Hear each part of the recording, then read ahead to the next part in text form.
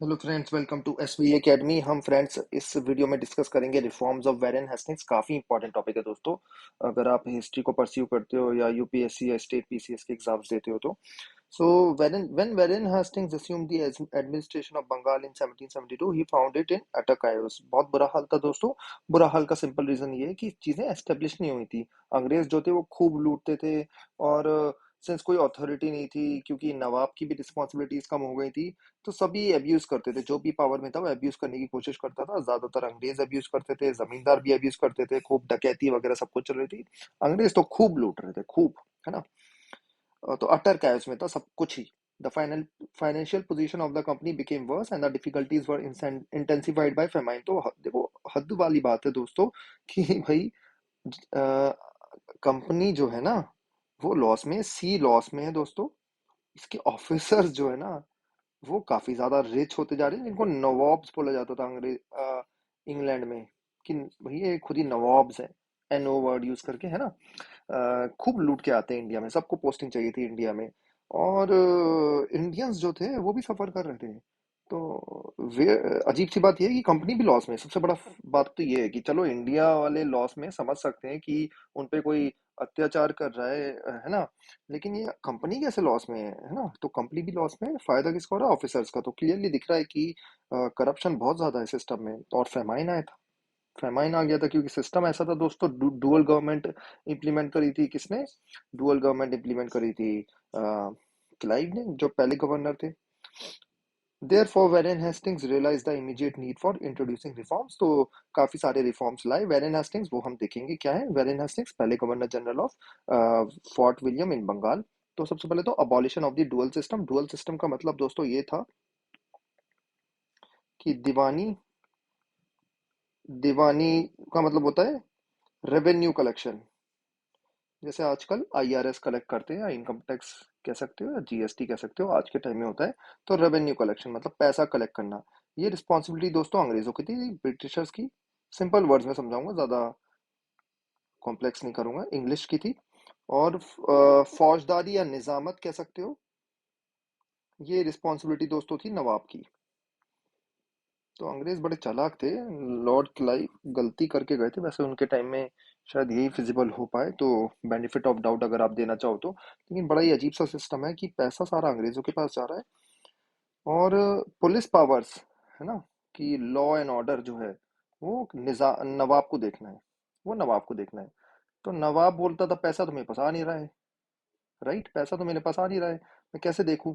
और मेरी कोई रिस्पॉन्सिबिलिटी तो है नहीं। नवाब सेकंड चीज ये देखता था कि मेरे को कोई हटा तो सकता है नहीं, क्योंकि अंग्रेज यहाँ बैठे हुए हैं, अंग्रेजों ने मेरे को एस्टेब्लिश करा है, तो मुझे कोई हटा तो सकता है नहीं।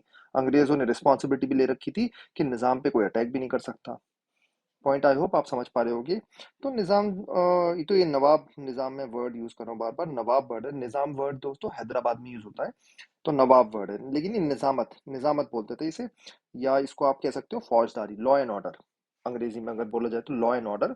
लॉ एंड ऑर्डर नवाब के हाथ में था, जो सही से हैंडल नहीं कर रहा था। ये थी डुअल गवर्नमेंट की। रेवेन्यू अंग्रेज देखेंगे, और लॉ एंड ऑर्डर जो है वो नवाब देखेगा। नवाब सही से देख नहीं रहा था, क्योंकि आपको अगर कोई सीट पे बैठा दे और आपको पैसे मिले ना, और सेकंड आपका वो भी ना हो, कोई क्या बोलते हैं, कोई आपको हटा नहीं सकता, आपकी पोजीशन एस्टेब्लिश्ड है, तो आप तो अपने में ही रहोगे ना। तो ये चीजें थी। अंग्रेज जो थे देखो, नवाब को जो है वो एक अलाउंस, काइंड ऑफ एक सैलरी दिया करते थे, लेकिन वो सैलरी लिमिटेड थी, है ना। तो ये था डुअल सिस्टम कि रेवेन्यू अंग्रेज, लॉ एंड ऑर्डर नवाब देखेंगे। और पूरा फेलियर था ये। 7 साल रहा, 1765 से लेके 1772 तक लॉर्ड क्लाइव ने एस्टेब्लिश करा था। और इसको नवाब ने हटा दिया। इसको हटा, सॉरी, इसको वेरेन हेस्टिंग्स ने हटा दिया। और इसी की वजह से फेमाइन भी आया था दोस्तों। ये जो सिस्टम था, dual government system. So East India Company decided to act as diwan and to undertake the collection of revenue by its own agents. तो ये क्या है दोस्तों? दीवानी। ठीक है। Hence, the dual system introduced by Lord Clive was abolished. So, uh, ये क्या देखो, तो ईस्ट इंडिया कंपनी ने बोला कि हम ही दीवान बनेंगे, and to undertake the collection of revenue, हम अपने एजेंट से। और जो डुअल सिस्टम था लॉर्ड लॉर्ड क्लाइव ने जो एस्टेब्लिश करा, उसे हटा दिया। एज अ मेजर इससे हुआ क्या As a measure to improve the finances of the company, Warren Hastings reduced the Nawab's allowance of 32 lakhs of rupees to half that amount. तो नवाब को पैसा दिया करते थे, अभी मैंने आपको बताया था, अंग्रेज, इस अमाउंट को आधा कर दिया, 16 लाख रुपए कर दिया। उस टाइम में सोचो, ये 18वीं सदी की बात हो रही है, 32 लाख बहुत ज्यादा होते थे, इवन 16 लाख भी बहुत ज्यादा है। He also stop the annual payment of 26 lakh given to the Mughal empire. ये फ्री में पैसे मिल रहे थे, ठीक है, मुगल को और नवाब को, है ना। लेकिन आप यहाँ पे ये भी एक चीज समझो कि अंग्रेज जो है अपना एस्टेब्लिश, मतलब अपना जो हस्तक्षेप है वो एस्टेब्लिश कर रहे हैं, मतलब अपने आप को एस्टेब्लिश कर रहे हैं, क्योंकि जो पावर थी, जो पैसा था मुगल्स को, नवाब को, वो देना वो बंद कर रहे हैं, राइट।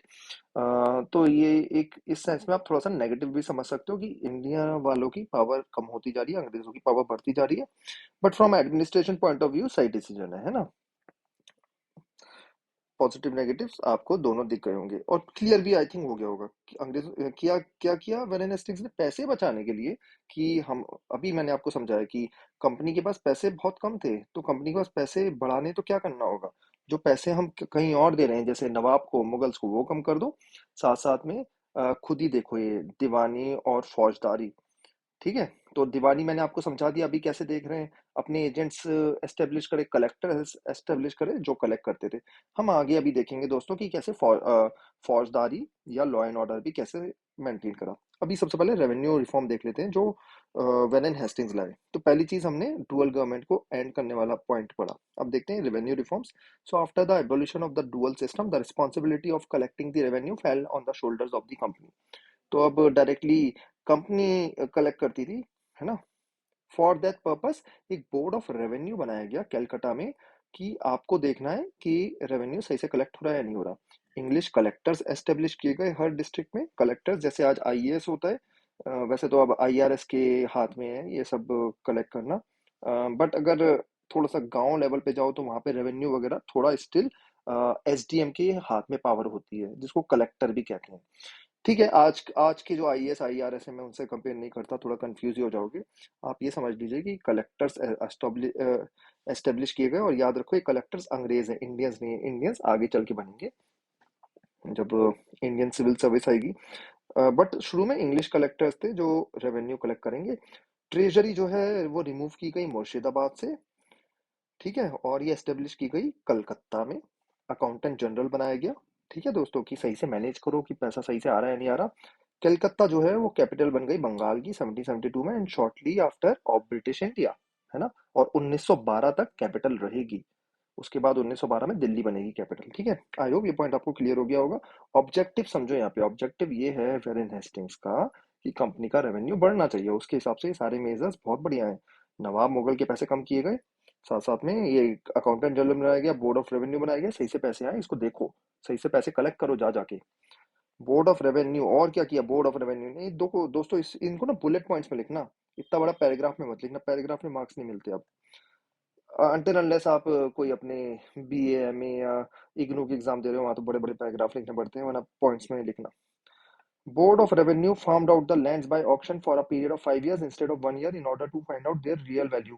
पहले दोस्तों क्या होता था, लैंड जो है 1 साल के लिए दिया जाता था जमींदार को, और फिर से छीन लिया जाता था। आप समझ सकते हो 1 साल में कौन क्या रिजल्ट दे सकता है, स्पेशली अगर आप एग्रीकल्चर को समझ पाते हो तो टाइम लगता है रिजल्ट देने में, है ना। और एग्जैक्ट लैंड की वैल्यू क्या है ये भी 1 साल में पता नहीं चल सकती, क्या पता उस साल एल नीनो आ जाए, है ना। एल नीनो आपको पता होना चाहिए, एल नीनो में सही से बारिश होती नहीं है, तो मानसून पे डिपेंडेंट है हमारा एग्रीकल्चर, तो ज्यादा प्रोडक्शन होगी नहीं, है ना।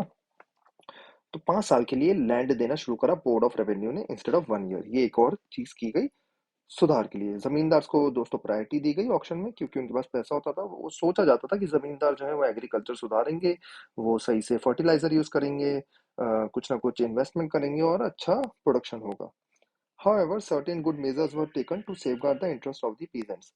परंतु पीजेंट्स के भी इंटरेस्ट को सेफगार्ड किया गया। आई होप ये पॉइंट आप समझते होगे, जमींदार कौन है, पीजेंट कौन है। जमींदार वो है जो लैंड से ज्यादा एसोसिएटेड तो नहीं है, जिसका काम है काइंड ऑफ एक इन्वेस्टर बनना, पीजेंट से रेवेन्यू फाइनली कलेक्ट कलेक्ट करना, ऊपर से हालचाल देखना जमीन का, है ना।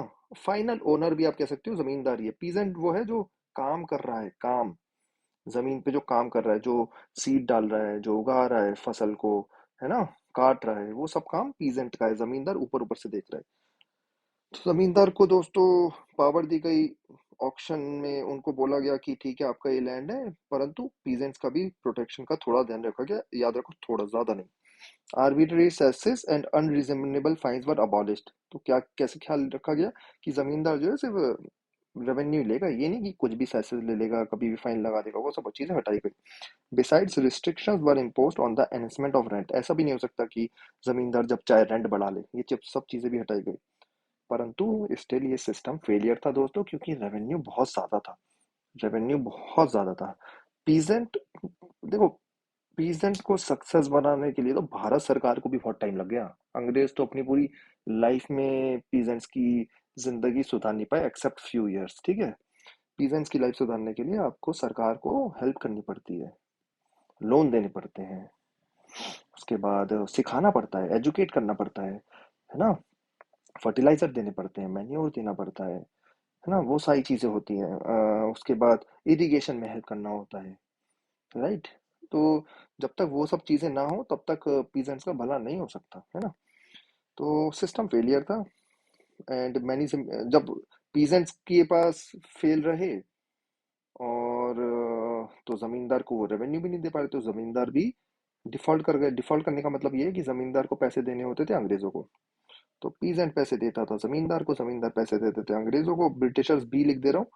जब पीजेंट ने जमींदार को पैसे नहीं दिए तो जमींदार ब्रिटिशर्स को नहीं दे पाए, और जमींदार डिफॉल्ट कर गए। और अरियर्स ऑफ रेवेन्यू, मतलब रेवेन्यू एक्यूमुलेट होता गया, एक्यूमुलेट इंटरेस्ट के साथ बढ़ गया। एक बार इंटरेस्ट चढ़ जाए सर पे तो चढ़ता ही रहता है। तो ये ज्यादा सक्सेसफुल दिखेगा नहीं आपको, एक्सेप्ट फ्यू इयर्स आपको दिखेगा कि पीजेंट्स का ज्यादा फायदा नहीं हुआ। स्पेशली पीजेंट्स तो हमेशा परेशान ही रहे, है ना। तो ये चीज है। लेकिन ये रिफॉर्म्स किए गए, फिर भी सुधार है। सुधार आपको दिख रहा होगा, सुधार तो है ही। 1 ईयर से 5 ईयर करना, क्योंकि नेक्स्ट स्टेप्स इससे बेटर लिए जाएंगे। परमानेंट सेटलमेंट आएगा, वो इससे बेटर एक डिसीजन था, है ना। तो स्टेप इन राइट डायरेक्शन आप कह सकते हो। रिकॉर्ड्स मेंटेन किए गए, रेवेन्यू वेल डिफाइंड किया गया, जमींदार की पावर कम की गई, है ना। Reorganisation of the judicial system, ये भी बहुत बड़ा रिफॉर्म था। लॉ एंड ऑर्डर फॉलो किया गया, रूल ऑफ लॉ फॉलो किया गया। Judicial system at the time of Warren Hastings' ascendancy was a storehouse of abuses. सब अब्यूज सिस्टम था, जो मन करता था वो चलता था। बट इतना भी अब्यूज नहीं था, ये भी पॉइंट आप याद रखना। मैं समझाता हूँ ये। Nawab who was hitherto the chief of administration misuse his powers. तो देखो फाइनली ना, देखो जजमेंट जो था आपको याद होना चाहिए, मेडिवल टाइम में वो नवाब राजा यही सब दिया करते थे। तो कभी कभी क्या होता था कि नवाब कुछ गलत डिसीजन भी देते थे, ज्यादातर सही होते थे। क्विक जजमेंट भी होता था। तो इसके पॉजिटिव्स भी देखो, क्विक जजमेंट जल्दी दे दिया गया, और क्विक जजमेंट दिया गया, ज्यादातर लोगों को सोच के किया गया, इमोशंस को कंसिडर किया गया, इस बेसिस पे जजमेंट दिया करते थे नवाब। लेकिन इसमें मिसयूज भी होता था। मिसयूज कैसे, कि नवाब का कोई जानता है, और या कोई जानकार है नवाब के, किसी सर्विसमैन या सोल्जर्स का अगर कोई जानकार है, तो उसके फेवर में फैसले दिए जाते थे। तो ये मिसयूज ऑफ पावर भी होती थी। तो अंग्रेज रूल ऑफ लॉ लिया है। ऑफन हिज जजमेंट्स वर केयरलेस। काफी बार ऐसी जजमेंट देते थे नवाब अपने मन मर्जी से। गुस्सा है, अच्छा मूड नहीं है, तो गलत जजमेंट दे दिया, है ना। Zamindars who acted as judges at lower levels with their own areas were highly corrupt and prejudiced। तो जमींदार भी दोस्तों लोअर लेवल पे जज हुआ करते थे। मतलब क्या होता था, नवाब तो मेन मेन फैसले देखता था, नीचे लेवल पे जमींदारी जज हुआ करते थे, और जमींदार के जजमेंट को नवाब के पास भेज दिया जाता था। पर जमींदार भी नीचे लेवल पे काफी गलत गलत जजमेंट देते थे। और काफी बार तो क्या होता था दोस्तों, पीजेंट्स पीजेंट्स बोलते थे कि हमारी भी ये प्रॉब्लम है, और कंप्लेंट हमारी जमींदार के अगेंस्ट है, और आपका जज जो है वो भी जमींदार है। समझ रहे हो, मतलब जो एब्यूजर है वही जज है। तो ये चीज चल रही थी। On the whole judicial institution suffered from extreme corruption. बहुत करप्शन वगैरह चल रहा था, पैसे का ही करप्शन नहीं, बट abuse of power, है ना। Wherein Hastings felt the necessity of reorganizing the judicial system, each district was provided with civil court under the, तो हर डिस्ट्रिक्ट में सिविल कोड बनाया गया, जो किसके अंडर था, जो कलेक्टर के अंदर था। और क्रिमिनल कोड अंडर इंडियन जज। तो सिविल कोड कलेक्टर, ठीक है, इसको नोट्स में आप बनाओगे ऐसे। और क्रिमिनल कोर्ट, CRI लिख दे रहा हूँ, इंडियन जज, IJ, ठीक है। To hear appeals from the district courts to appellate courts, one for civil cases and another for criminal cases for established at Calcutta। तो ये भी चीज किया गया कि हाँ जी, हो सकता है आपको डिस्ट्रिक्ट कोर्ट का फैसला पसंद ना आए, तो आप ऊपर जा सकते हो, है ना। ऊपर कहाँ जा सकते हो? एपेलेट कोर्ट में। एपेलेट कोर्ट, ये वर्ड आप लिख के आओगे, ठीक है। तो ऐसे आप बनाओगे सिविल, CRI क्रिमिनल, इसके ऊपर एपेलेट कोर्ट, AA, ठीक है दोस्तों। The highest civil court of appeal was called Sardar Diwani Adalat, which was to be presided over by the governor and two judges recruited from among the members of his council। तो governor और उसकी council के जो दो जजेस members होते थे उनको जज बनाया गया, तो वो सरदार दीवानी अदालत। ये सिविल केसेस की बात कर रहे हैं। सरदार SDA, सरदार दीवानी अदालत, ऐसे आप हिरार्की बनाओ के आओगे अपने नोट्स में। Similarly, highest appellate criminal court was known as सरदार निजामत अदालत। निजामत वर्ड है, दीवानी मतलब रेवेन्यू, निजामत मतलब लॉ एंड ऑर्डर होता है, ये वर्ड याद रख लो। Which was to function under an Indian judge appointed by the governor in council। तो सरदार निजामत अदालत यहाँ पर, ये इंडियन जज होगा दोस्तों, लेकिन अपॉइंट कौन करेगा इसे? Governor in council. Experts in Hindu and Muslims laws were provided to assist the judges। तो एक्सपर्ट जो होते थे हिंदू एंड मुस्लिम लॉ के, वो हेल्प करते थे जजेस को फैसला लेने में, in specially in criminal cases. A digest of Hindu laws were prepared in Sanskrit by learned pandits and it was translated into Persian। तो उस टाइम पर्शियन दोस्तों काफी ज्यादा यूज होती थी, याद रखो, इंग्लिश इतनी ज्यादा यूज नहीं होती थी। तो हिंदू लॉ को कोडिफाई किया गया, बड़ा टफ काम था और किया गया। English translation of it, Code of Hindu Laws, was prepared by Hell Head। तो नाम ज्यादा इंपॉर्टेंट नहीं है, कोई गलती से पूछ ले तो ऐसे तो कुछ भी पूछ सकते हैं, तो मत याद रखना। Code of Hindu law prepare किया गया पर्शियन में। तो ये बहुत बड़ा एफर्ट है कि लॉ बनाना, है ना दोस्तों, आसान चीज नहीं होती। हाँ, ज्यादा सक्सेसफुल नहीं रहे, but it was a step in right direction. Step step लेके ही तो हम आगे बढ़ते हैं ना दोस्तों। जैसे क्रिकेट में आप पहले बाहर जाके एक मैच ड्रॉ करते हो, फिर एक बार जीतते हो, फिर सीरीज ड्रॉ करते हो, फिर सीरीज जीतते हो। तो स्टेप्स चलते हैं, स्टेप में हम आगे बढ़ते हैं लाइफ में, एकदम से तो सब होता नहीं। तो वेरेन हेस्टिंग्स के स्टेप काफी अच्छे थे। Trade regulation and other reforms देखते हैं। Warren Hastings abolished the system of dastak और free passes and regulated the internal trade.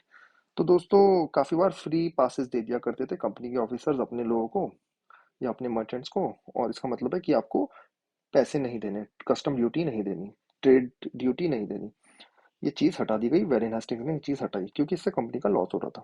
He reduce the number of custom houses and enforced a uniform tariff of 2.5% for Indian and non-Indian goods। तो custom houses उन्होंने कम किए गए और uniform tariff लगाया गया 2.5%। Private trade by the company servants continued but with in enforceable limits. तो private trade company के कुछ सर्वेंट जो अपने लिए ट्रेड वगैरह किया करते थे अपने लेवल पे, वो कंटिन्यू की गई, पर लिमिट लगा दी गई। ये नहीं कि भर भर के आप लूट के ले जाओगे जो पहले कर रहे थे। Weavers were given better treatment and facilities were made to improve their conditions। तो ये जो कारीगर हुआ करते थे, भारतीय कारीगर, उनको अबॉलिशन, थोड़ा उनका जो शोषण होता था वो थोड़ा कम किया गया, उनको बेटर ट्रीटमेंट दिया गया और फैसिलिटीज उनकी इंप्रूव की गई। उन्होंने एक uniform system of prepaid postage system भी लाए गए। पोस्टेज सिस्टम ज्यादा एस्टेब्लिश तो नहीं था, लेकिन स्टिल वो लाए। प्रीपेड मतलब जैसे हम प्रीपेड रिचार्ज कराते थे 100 रुपए देके कि हम इतनी कॉल्स कर सकते हैं, ऐसे ही पहले ही पैसे देके पोस्टेज सिस्टम बनाया गया कि पहले ही पैसे दे दो, पोस्टेज सिस्टम पोस्ट कर सकते हो। एक बैंक भी बनाया गया कलकत्ता में। He improve the police in Calcutta and dacoits जो थे उनको अच्छे से डील किया गया, मार वार के, है ना, पिटाई की गई उनकी, ठीक है। तो ये रिफॉर्म्स दोस्तों हैं वेरेन हेस्टिंग्स के। आई थिंक ये सफिशिएंट है अगर आपके यूपीएससी में भी 200 वर्ड्स का क्वेश्चन आता है तो, ठीक है। इसको आई होप आप इसको एक दो बार रिवाइज कर लेना, काफी इंपॉर्टेंट क्वेश्चन है। नेक्स्ट वीडियो में रेगुलेटिंग एक्ट ऑफ 1773 देखेंगे। स्टिल कोई डाउट हो कमेंट सेक्शन आपके लिए ओपन है। Thank you.